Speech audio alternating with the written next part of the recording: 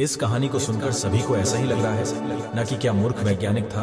इतनी सीधी सी बात उसे समझ में नहीं आई। एक बार एक वैज्ञानिक ने एक टिड्डे को पकड़ा और उसे अपनी आवाज पर छलांग लगाना सिखाया। वैज्ञानिक टिड्डे से कहता, कूदो। टिड्डा उसकी आवाज सुनते ही जोर से छलांग लगा देता। अब वह वैज्ञानिक था तो प्रयोग करना बनता ही था। उन्होंने टिड्डे की छलांग पर प्रयोग किया। वैज्ञानिक ने उसकी एक टांग तोड़ दी और फिर बोला, कूदो।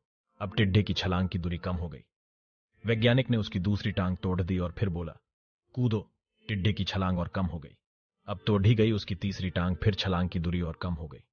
एक एक करके बेचारे टिड्डे की सारी टांगें तोड़ दी गई। अब आखिरी टांग टूटने पर जब उससे कहा गया कूदो तो वह हिल भी नहीं पाया। अब वैज्ञानिक ने अपना निष्कर्ष अपनी डायरी में लिखा। जानते हो उसने क्या लिखा? जब टिड्डे की एक टांग तोड़ी गई तो वह थोड़ा बहरा हो गया। जब उसकी दूसरी टांग तोड़ी गई तो वो और बहरा हो गया। हर टांग टूटने के साथ वो और बहरा होता गया और सारी टांग टूटने के बाद वह बिल्कुल बहरा हो गया। अब जोर जोर से चिल्लाने का भी उस पर कोई असर नहीं हुआ। वो तो अपनी जगह से हिला तक नहीं, छलांग लगाना तो दूर की बात थी। इस कहानी को सुनकर सभी को ऐसा ही लग रहा है ना कि क्या मूर्ख वैज्ञानिक था।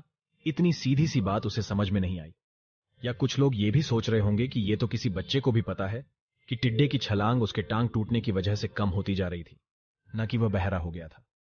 दोस्तों, हम सभी जीवन में कई बार ऐसे ही मूर्ख बन जाते हैं।